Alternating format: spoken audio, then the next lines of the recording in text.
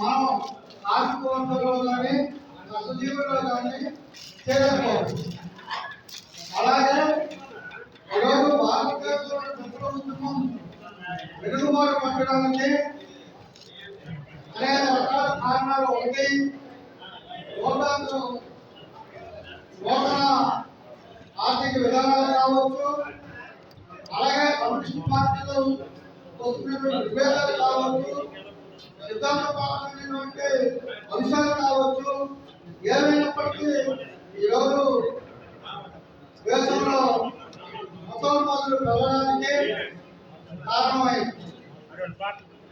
ఏదైనా ఈరోజు మన ముందు ఒక పెద్ద సవాల్.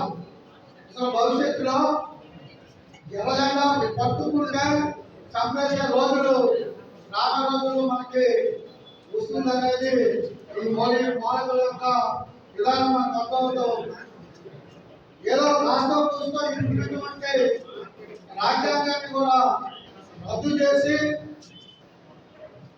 హిందూ మత ఆధారంగా రాజ్యాన్ని స్థాపించాలని ఆర్ఎస్ఎస్ బీజేపీ వాళ్ళు చాలా తీవ్రంగా ప్రయత్నం చేస్తున్నారు. అలాగే మొన్న ఐపీసీ సెక్షన్ మొత్తం మార్చేశారు. బిఎన్ఎస్ సుప్రీంకోర్టు 124 ఏ సెక్షన్ రద్దు చేయాలి, అది బ్రిటిష్ పార్లమెంట్ చట్టం, రాజద్రోహం చట్టం తప్పని చెప్తే వీరు దాన్ని రాజద్రోహం బదులు దేశద్రోహంగా మార్చి దాన్ని కఠినంగా బ్రిటిష్ వారికి దేశం మొదలు సాంస్కృతికంగా ఏమైనా ఉండేవో కానీ అసలు ఈ మోడీ ప్రభుత్వానికి అది లేకుండా ఈరోజు ఆ చట్టాన్ని పనుగా అమలు చేయడానికి ప్రయత్నం చేస్తూ ఉన్నాడు. అలాగే ఈరోజు గిరిజనులు వాళ్ళకు వేరే సాధారణంగా కొండ ప్రాంతాల్లో బతుకుతుంటే అక్కడ ఉన్నటువంటి వనరులు కొలగొట్టడానికి మనం దేశంలో మణిపూర్లో చదవడం చూసాం.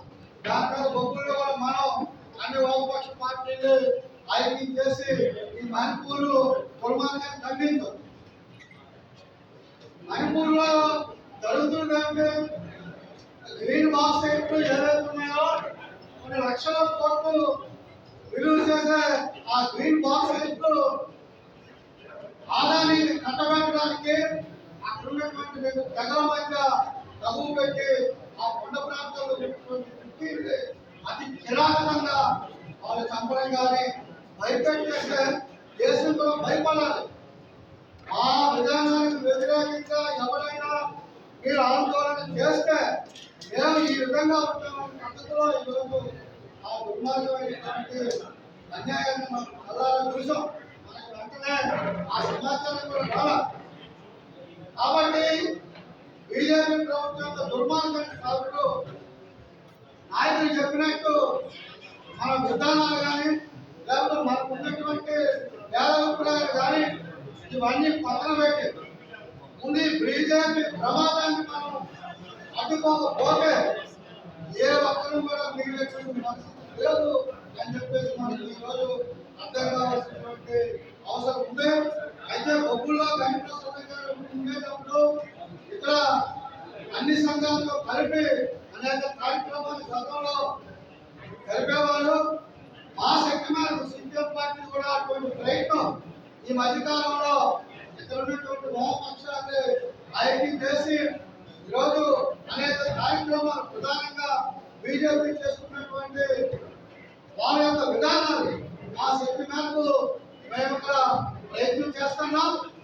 అలాగే ఆ ప్రయత్నం కూడా గట్టిగా భావజాలంతో అంటే మన యొక్క ఆలోచన విధానంతో మనం దీని యొక్క ముందుకి తీసుకెళ్లాల్సినటువంటి అవసరం ఉంది. కాబట్టి మన బొగ్గులో ఉన్నటువంటి వామపక్షాలు కార్మిక సంఘాలు రాబోయే రోజుల్లో ఆ విధంగా ఆలోచించి ఈ దుర్మార్గాన్ని అడ్డుకోవడానికి సిద్ధమవ్వాలని చెప్పేసి ఈ సందర్భంగా సిపిఎం పార్టీగా మీ అందరికీ తెలియజేస్తున్నాం. మా వంతైతే మేము వామపక్షాల ఐక్యత కోసం మేము దేశంలోనే రాష్ట్రంలోనే